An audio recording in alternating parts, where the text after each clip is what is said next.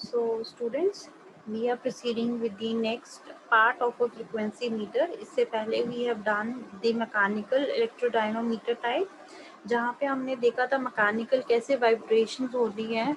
सो हम लोगों को एक पर्टिकुलर फ्रिक्वेंसी वाली वेव फॉर्म मिल जाती है जिसको हमने उस मीटर के अकॉर्डिंगली फाइंड आउट किया होता है. The next one we have to start is about the electrodynamometer type frequency meter. So basically उसका जो पहला पार्ट, अब हम लोगों को क्या करना है इलेक्ट्रिकली, हम लोगों को वेव पर्टिकुलर हम लोगों को चीज़ें निकालनी है as per the requirement. So the first one type we are going to start is the ratio meter type frequency meter. So we will discuss first with see the circuit diagram. So here is the circuit diagram.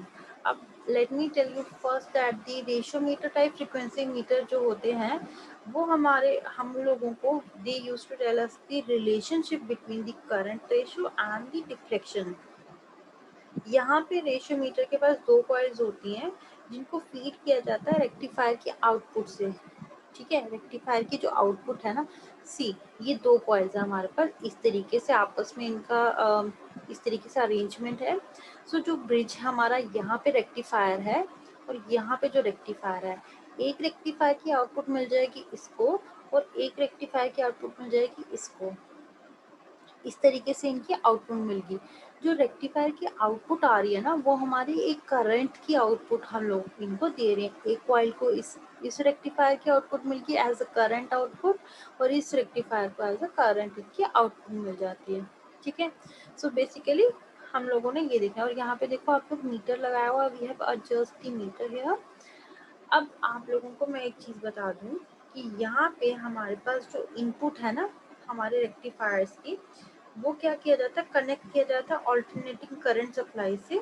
ठीक है, जिसकी frequency हम लोगों को major करनी है. Means जो input है हमारे पास उसको हमने एज ए एसी सोर्स दिया हुआ है जिसकी इनपुट हम लोगों को मेजर करनी है. ठीक है, अब हमने एक ब्रिज के पास हमने क्या किया है, एक रेक्टिफायर ब्रिज के पास हमने एक सीरीज कैपेसिटेंस को लगा दिया है यहाँ पे देखो, और एक के पास हमने एक सीरीज रेजिस्टेंस को लगा दिया.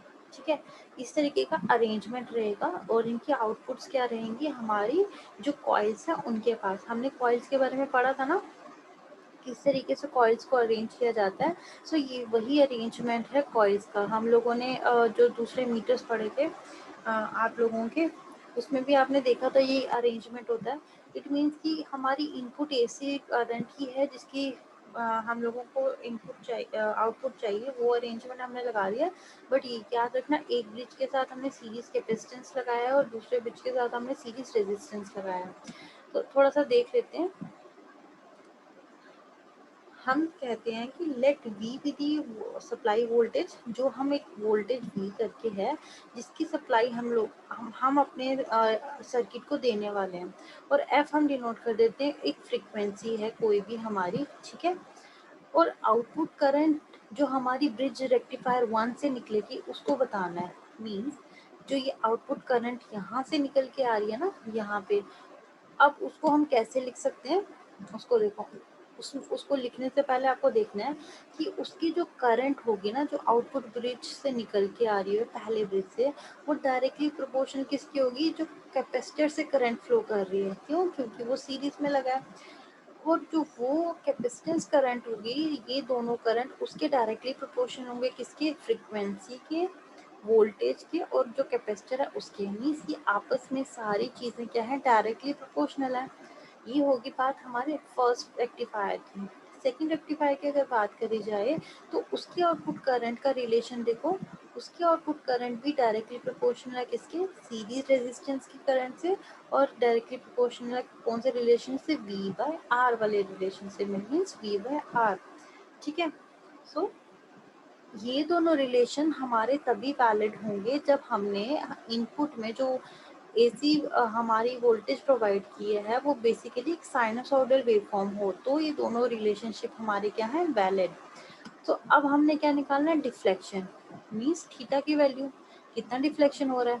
डिफ्लेक्शन मीन्स अब हमारे पास आ जाती है दोनों करंट. अब जब इसकी आउटपुट भी हमारे इस वाली कॉइल को मिलती है और इसकी आउटपुट हमारे इस कॉइल को मिलती है, तो यहाँ पे होगा डिफ्लेक्शन।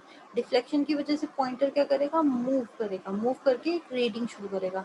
अब उस डिफ्लेक्शन को ये काम कैसे कर रहा है, उसका एंगल जो होता है वो होता है हमारा k I1/I2।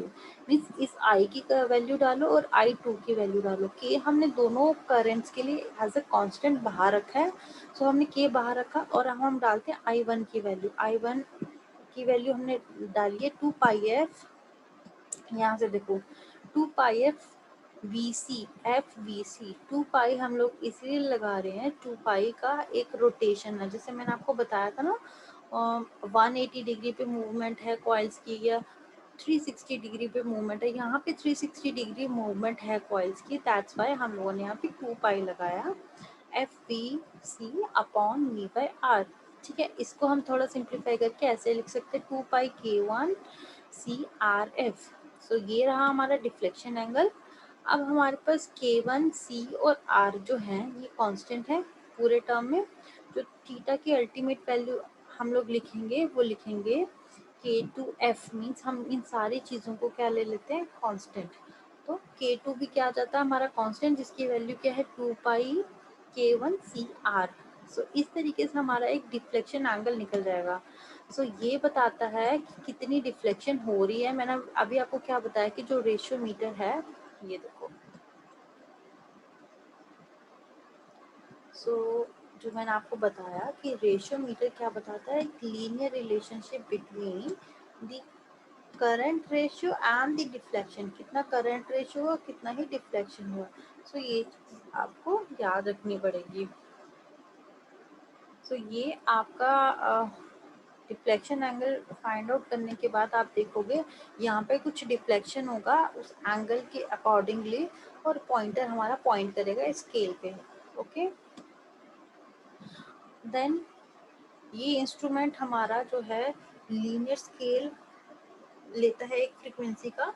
In case of ratio meter इस तरीके से डिजाइन किया जाता है कि डिफ्लेक्शन हो हमारी वो डायरेक्टली प्रोपोर्शनल हो रेशियो ऑफ टू करेंट्स के, रेशियो ऑफ टू करेंट्स के। जो हम अभी जो भी हम चीजें सीख रहे हैं वो हम इसी पैटर्न पे सीख रहे हैं।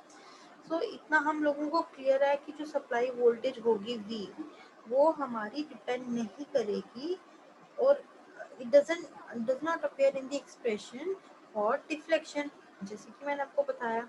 तो ये इंस्ट्रूमेंट वाइडली यूज होता है वैसी वोल्टेजेस के लिए जो बिलो होती है हमारी मैक्सिमम स्पेसिफाइड वोल्टेज के। ठीक है, मोस्टली लो वोल्टेजेस के लिए यूज होता है।